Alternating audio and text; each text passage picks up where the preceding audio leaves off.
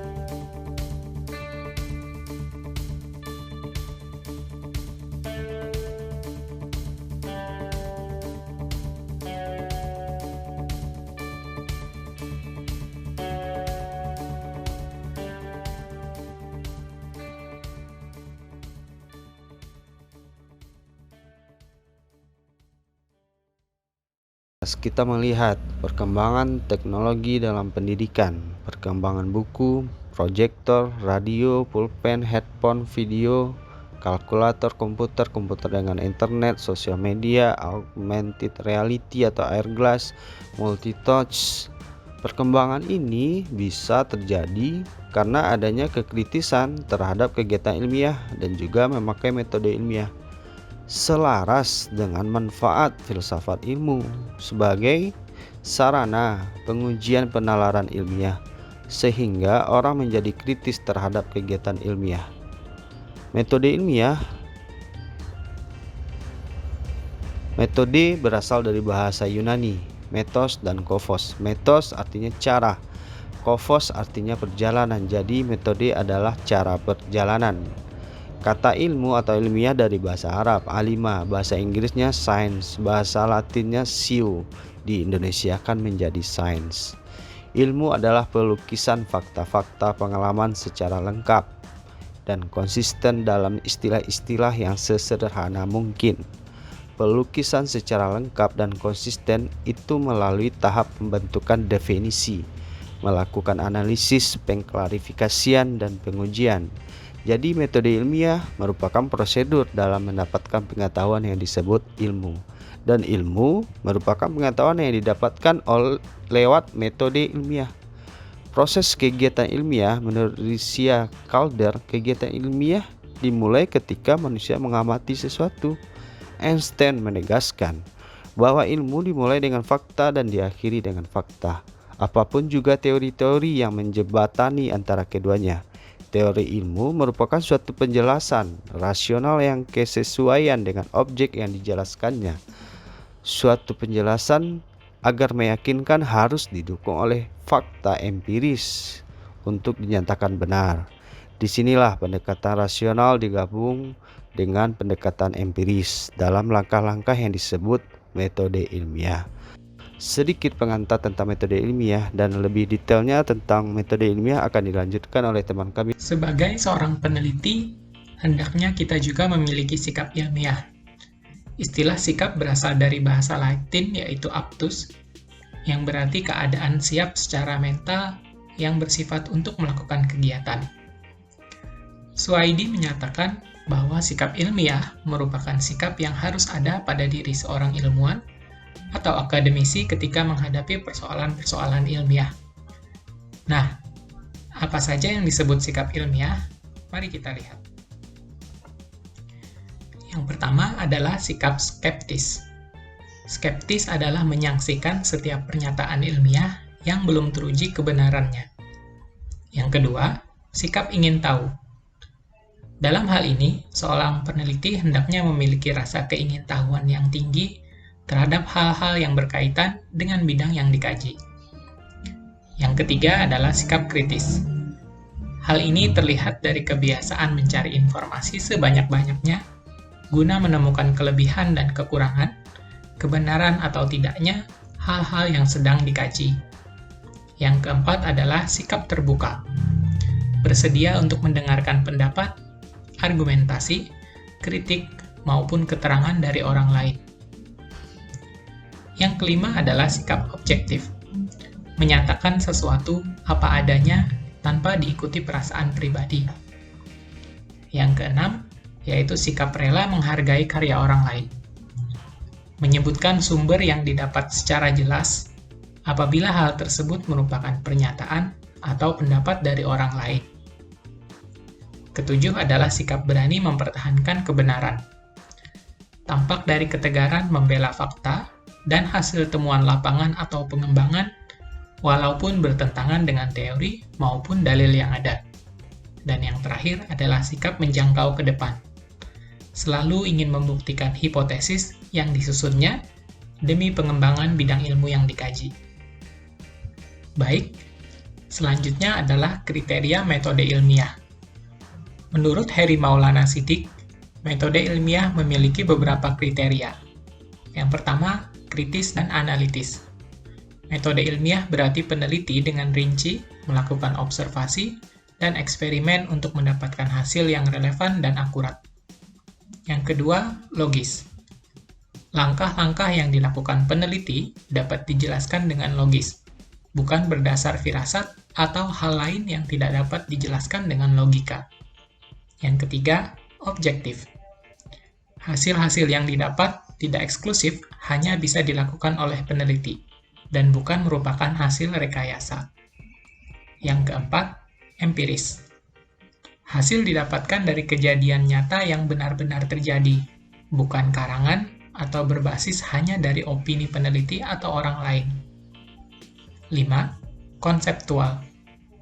Penelitian bukan terbatas hanya pada fakta-fakta yang dapat dirasakan atau dilihat secara nyata, tetapi juga penjelasan konsep bagaimana fakta-fakta tersebut terjadi dan kaitan di antaranya. Yang keenam, testability, atau bisa kita sebut dengan proses pengujian hipotesis.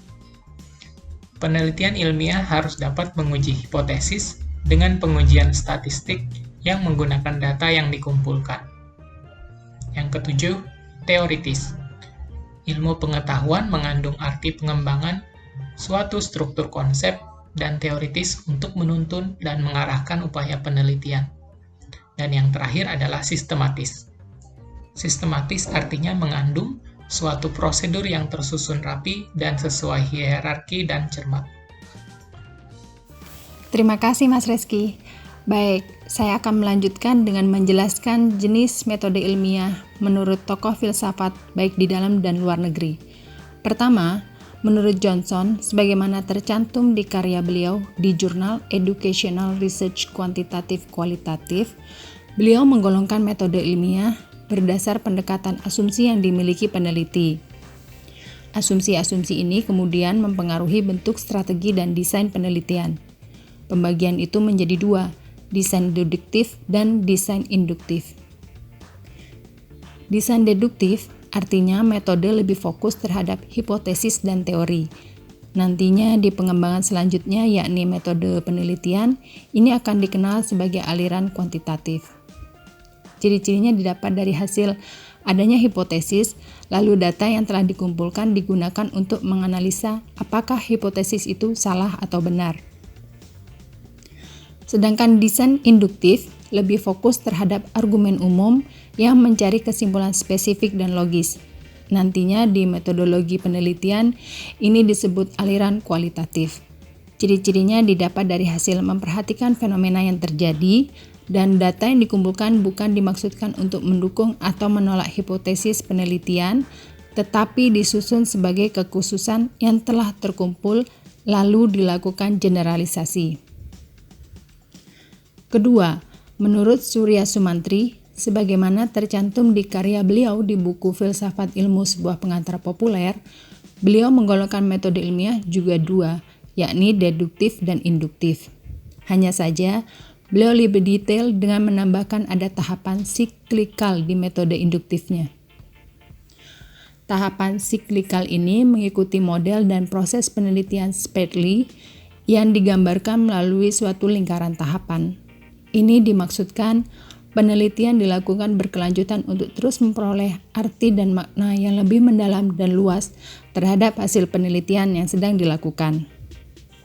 Sedangkan untuk tahapan yang umum, sebagaimana tahapan induktif menurut ahli lain, sampai di tujuan untuk menemukan pengetahuan baru. Di slide selanjutnya, saya mencantumkan contoh metode ilmiah sederhana. Biasa dilakukan anak sekolah, kali ini untuk mata pelajaran biologi tentang pengaruh cahaya matahari untuk tanaman kacang hijau.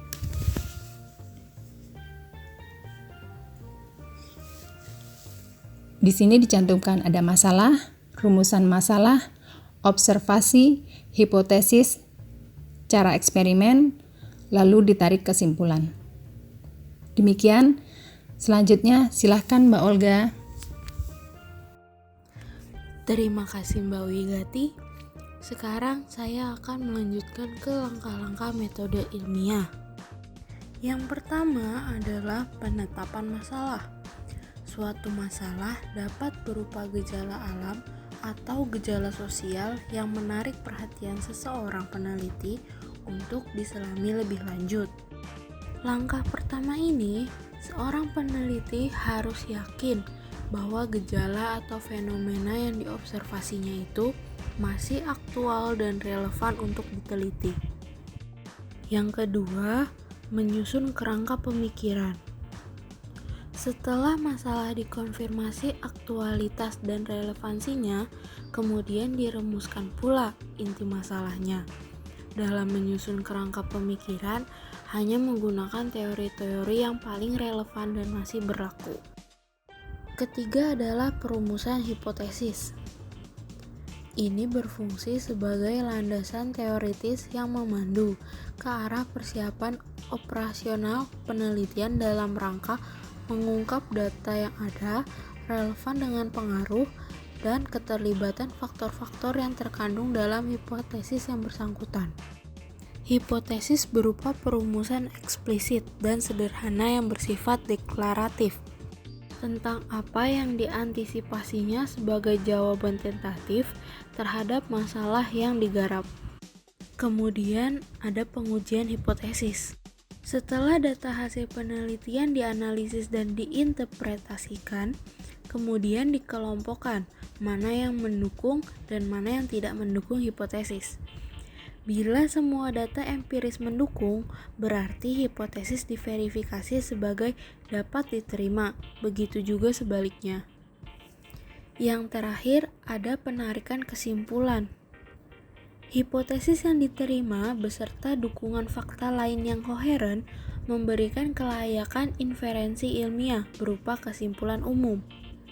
Setelah penarikan kesimpulan dilakukan, maka berakhirlah proses penelitian beserta langkah-langkah metode penelitiannya. Sekian dari kami kelompok 4. Terima kasih telah menyimak penjelasan kami. Kurang lebihnya mohon maaf. Wassalamualaikum warahmatullahi wabarakatuh.